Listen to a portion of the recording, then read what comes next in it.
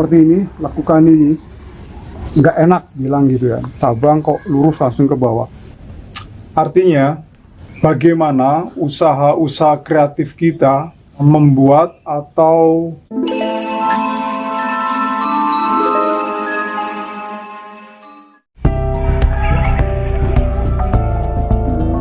Mas Wawan, Ya. nanti boleh ya saya lihat ke sana ya? Boleh. Oh iya Mas, kita sambil jalan aja ya.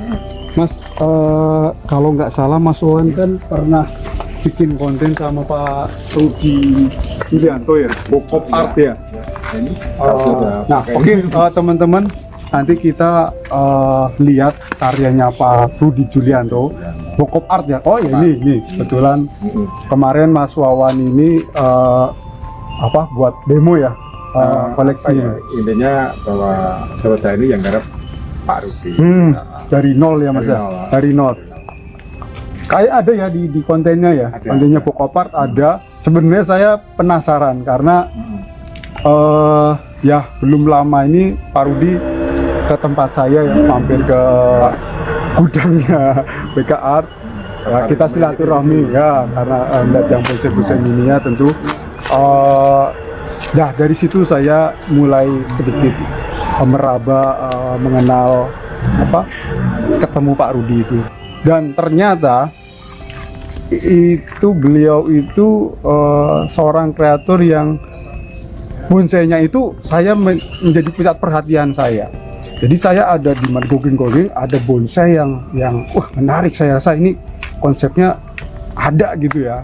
Karena saya penasaran, oh ternyata itu Pak Rudi itu. Nah kebetulan karyanya Mas Wawan ini ada garapan beliau. Jadi saya pengen penasaran, tentu teman-teman juga pengen tahu. Kita lihat aja ya. Yuk. Yuk. Gimana Mas? Di tapeng nomor 14. Ada diri pokok.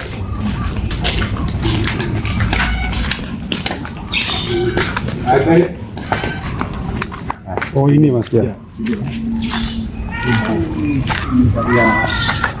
Ini teman-teman, ini karya yang apa ya? Saya sejauh ini belum pernah lihat karya langsung Pak Rudi ya. Malah bahkan orangnya sendiri dulu yang ketemu. Nah, jadi ya itulah ada sebuah frekuensi mungkin ya. Ada magnet yang menggiringnya. Jadi ini karya serut dengan apalah kalau istilahnya ya lebih banyak banyak cabang lah ya, multi terang ya.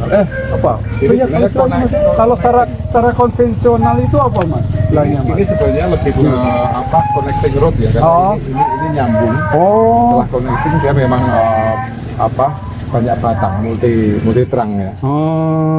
Nah ini teman-teman, ini juga buat teman-teman. Jadi ini konsepnya connecting root karena ini tadinya akar ya. Ada akar besar, terus tumbuh lagi, tumbuh ada pergerakan titik tumbuh yang kuat, kehidupan baru, terus menjadi batang pohon. Nah itu karakternya seperti itu ya, bisa secara konvensional disebut dengan connecting root. Hampir sama dengan multi terang ya. Jadi multi terang itu satu. Jadi kalau multi terang itu bisa tidak connecting road, bisa connecting road. Bisa dari. Jadi kebetulan connecting road kemudian berbatang banyak. Sehingga kan muncul terlihat banyak pohon. Gitu. Ya oke, kurang lebih ya gambarannya seperti itulah. Ada apa ya, nama secara konvensional ada istilah-istilah ya dalam ini bonsai seperti itu. Tapi sebenarnya yang ingin saya bahas bukan itu, Pak. Itu ya? Kan. Karena itu ngapalin itu banyak banget. Banyak banget, gambar paling. Oke teman-teman, saya belum nyapa ternyata. Oke teman-teman, jumpa lagi di channel WK Art. Tadi kita saking semangatnya untuk langsung membahas karya, bukan membahas ya, kita mengapresiasi karyanya Pak Rudi Julianto. Ya intinya di sini saya mungkin akan sedikit ngoceh ya, mengkomentari dalam hal ini saya bukan apa ya menilai, tapi mengapresiasi sesuai dengan apa ya kemampuan saya untuk mengekspresikan ya hal-hal yang mungkin saya rasa bisa buat teman-teman pelajari ya, mungkin, atau sekali lagi seperti kemarin, artinya bisa menjadi pertanyaan-pertanyaan yang akhirnya memotivasi kita untuk terus membuat karya seni yang lebih dinamis ya. Contohnya seperti ini ya, seperti tadi yang saya sampaikan bahwa saya tidak membahas tentang istilah-istilah secara konvensional bonsai ya, artinya dengan desain seperti ini tentu seorang kreator ya secara intuitif dia berekspresi berdasarkan pengalaman estetikanya ya. Nah di sini ini sebenarnya kalau saya menyebut ya ini yang dalam istilah saya ini karya seni yang mempunyai kekayaan intelektual, artinya banyak sekali aspek-aspek keilmuan yang sebenarnya bisa kita pelajari. Jadi seni bonsai tidak hanya melulu membuat sebuah bentuk ya, tapi melainkan kita harus mempelajari fisiologi tanaman ya.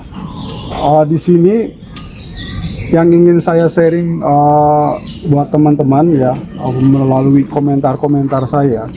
Jadi di sini yang sangat kuat sekali itu bagaimana Pak Rudi ini oh iya, sebelumnya saya mohon izin Pak Rudi, di sini saya sedikit memberi komentar ya, artinya sesuai dengan kemampuan saya untuk mengapresiasi ya. Jadi bagaimana saya melihat potensi-potensi estetik yang sangat menarik, dimana seperti yang tadi, dimana ketika saya melihat pohon ini sangat kuat sekali membangun dimensi ya, ruang-ruang seperti ini ya. Ruang-ruang ini dibikin bukan sebatas memisahkan antara tajuk satu dan yang lain, tapi di sini ini benar-benar memperhitungkan perspektifnya juga.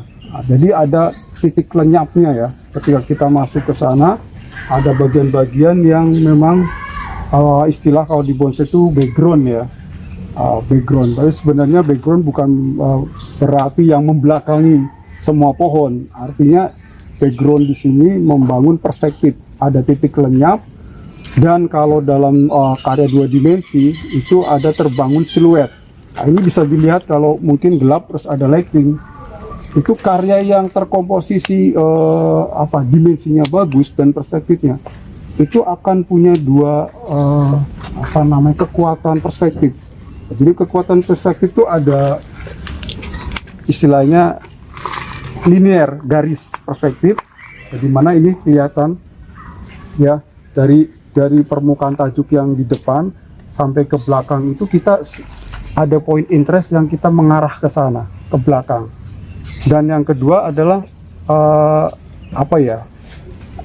blur, lenyap. Nah, seperti itu. Itu kalau dalam kita ini di frame karya dua dimensi atau di fotografi kita pakai lighting, di sana itu otomatis akan lenyap. Nah, itu ada blur. Nah, titik lenyap itu atau bidang lainnya hilang itu menjadi kedalaman. Nah, jadi seperti itu poin pertama yang ingin saya sampaikan di sini ya. Dan kemudian bagaimana cabang ini ya, saya melihat ini hanya perspektif saya ya Mas ya, bagaimana melihat karya ini ya. Mudah-mudahan Pak Rudi berkenan. Jadi ketika melihat gerak dari cabang-cabang ini ya tidak sangat relevan ketika Pak Rudi itu istilahnya konsepnya yang dikenal tropis ya, pohon tropis. Sebenarnya ya banyak sih orang membuat konsep pohon tropis gitu kan. Ya, ada beberapa. Kadang Cuman membuat sebenarnya tropis tapi dia bukan tidak paham, tidak sadar. ya belum Bahwa nyampe membuat, pada ha-ha. mungkin ya ada langkah-langkah yang memang entah sudah detail atau Iya. masih dalam proses pencarian itu juga. Artinya yang menarik di sini adalah ya mungkin teman-teman yang sudah sebelumnya nyimak kontennya Pak Rudi tentang pohon tropis mungkin lebih bisa paham ya. Tapi yang ingin saya utarakan di sini adalah ketika memberi komposisi ini batang ini ya menggerakkan atau membentuknya ini sangat natural sekali. Jadi malah dugaan saya ya memang maaf ya kalau saya salah gitu.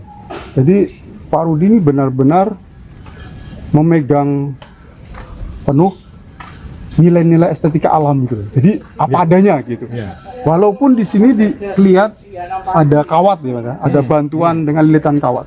Tapi bagaimana memanfaatkan batang-batang utama, Ya. bahan utama itu dibiarkan apa adanya gitu loh. Ya.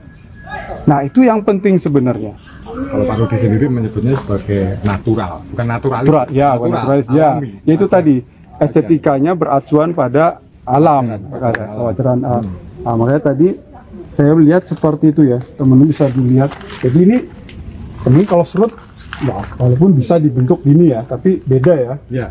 Gerak bentuknya dari bahan ininya. Walaupun ini ya ada sedikit yang memang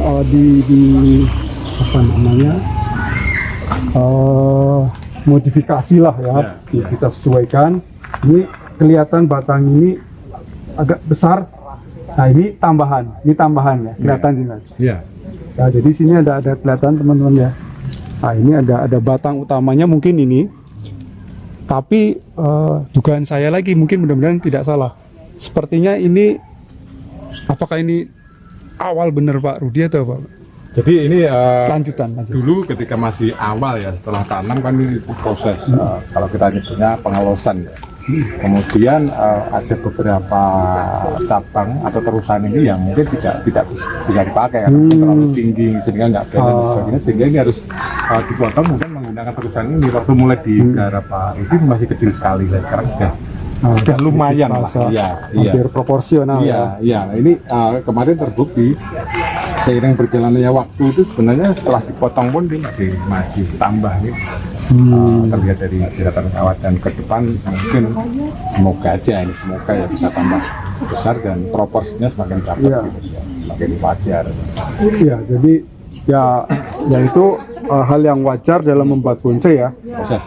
Ada yang secara alami diikutin, ada yang total harus mengikuti konsep awal. Contohnya ada bonsai yang memang mungkin harus bogel, harus diawali. Nah, maksud saya seperti itu Mas. Jadi memang itu pure dibuat dengan konsep manusia gitu istilahnya. Peran manusia lebih dominan.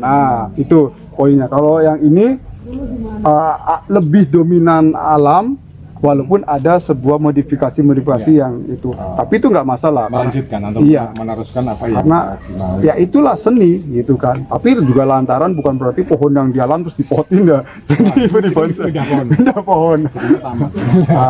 Oke ya teman-teman. Sebenarnya banyak sekali selain dari sisi dimensi, terus tadi tentang bagaimana secara morfologi terbentuk gerakan-gerakan ini. Ya tentu tadi dasarnya konsepnya yang dipegang.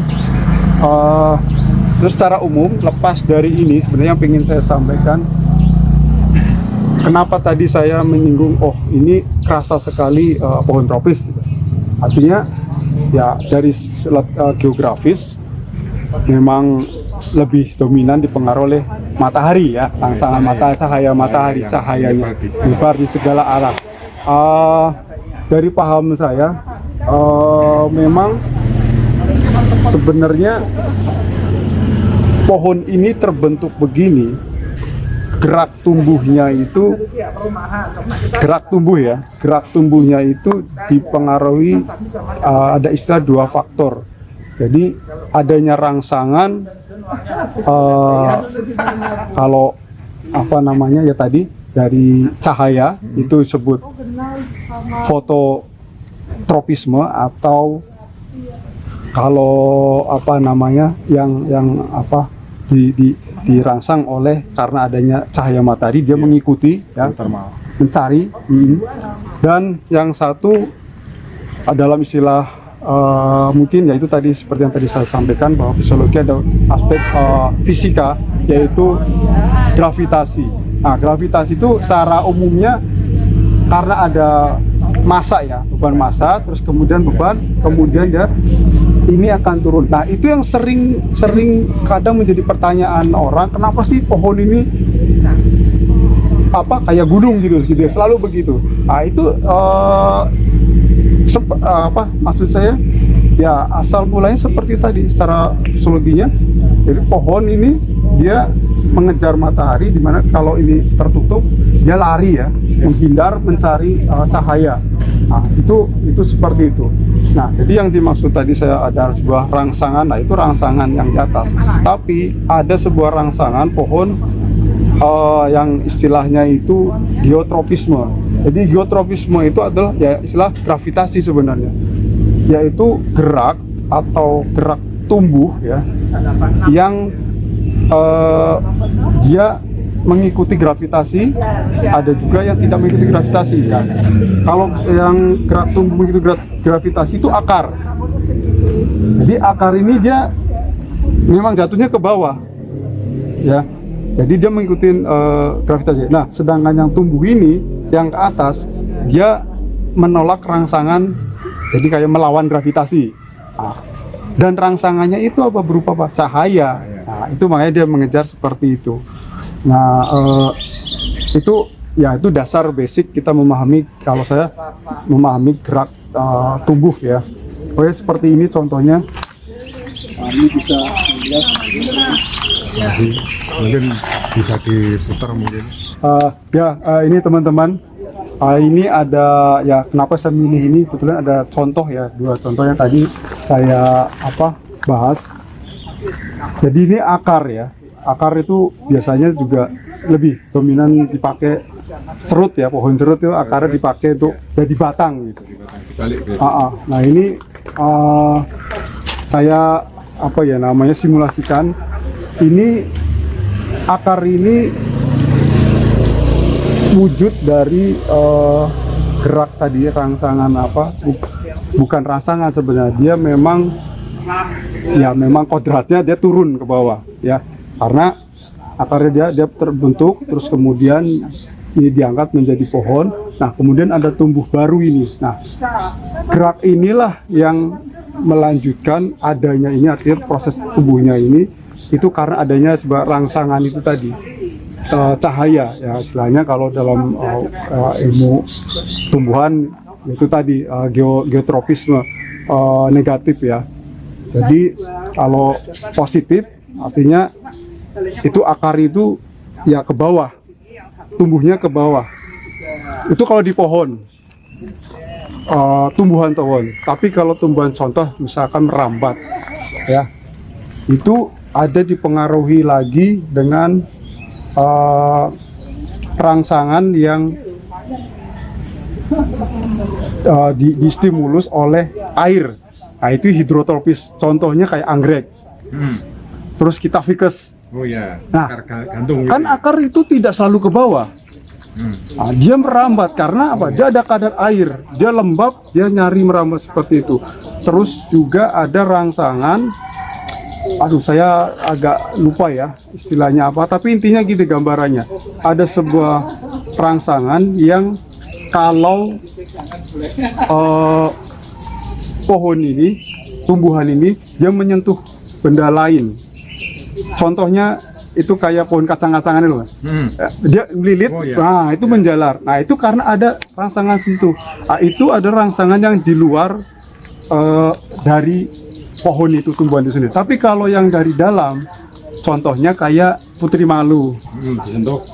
Oh, nah itu istilah dalam gerak tumbuh ya, seperti itu ya. Seperti ini tadi, kenapa kok akar ini bisa tumbuh? Kan pertanyaannya gitu akhirnya. Kok akar kok bisa tumbuh jadi pohon? Ya karena ada satu proses kelanjutan kambium yang memang masih terus bekerja, kemudian ada rangsangan cahaya. Terus yang kedua ini ya, teman-teman bisa dilihat tanda-tanda tadi yang saya maksudkan, bagaimana pohon ini terbentuk seperti ini, itu ya tadi mengikuti hukum alam tadi, di mana ini terlihat cabang ini dia menjauh dari bagian titik puncak tumbuh cabang-cabang ini, ranting-ranting ini. Artinya yang sini sudah penuh, kemudian ini cari cahaya ya, makanya di sini memanjang untuk mendapatkan cahaya. Nah, kemudian yang bagian sini, ini kenapa tidak ada cabang-cabang ya? Karena secara logika cahaya ini tertutup ini, cabang-cabang ini. Jadi akhirnya di sini tidak tumbuh, dia pindah ke sini lari ya. Nah, ini kurang lebih seperti ini. Jadi dalam membuat bonsai ada pertimbangan-pertimbangan itu tadi ya. Seperti ini, lakukan ini ya. Ini mungkin secara ya paham kita pada umumnya nggak enak bilang gitu ya, cabang kok lurus langsung ke bawah. Sebenarnya tergantung mindset kita ya, memahami bagaimana estetika alam itu sendiri dengan estetika seni ya, atau kultural. Jadi artinya bagaimana usaha-usaha kreatif kita membuat atau merepresentasikan sebuah tumbuhnya percabangan ini, yaitu berdasarkan kaidah alam. Artinya tadi secara morfologi, di mana pohon atau cabang ini terbentuk memanjang, yang kemudian tumbuh percabangan itu menjadi sebuah yang akhirnya memberikan massa atau beban, kemudian dia turun ke bawah dan berlangsung tumbuh untuk mendapatkan sebuah cahaya ya, kurang lebih seperti itu. Jadi mindset kita dibagi pemahamannya ya, antara objek estetis alam dengan objek estetis seni ya. Artinya ada sebuah, karena bonsai adalah sebuah hasil karya seni, maka sudah jelas tidak bisa lepas dari campur tangan manusia. Namun kita merujuk pada sebuah keindahan alam itu sendiri ya. Oke teman-teman, kurang lebih seperti itu. Nanti pada session-session selanjutnya saya ulas kembali mungkin ya, dengan contoh-contoh yang lain ya. Jadi buat teman-teman yang sekarang masih mantengin WK Art, terima kasih, dan jangan lupa segera di subscribe dan aktifkan loncengnya, juga terus pantengin pada tayangan yang akan datang. Sampai jumpa.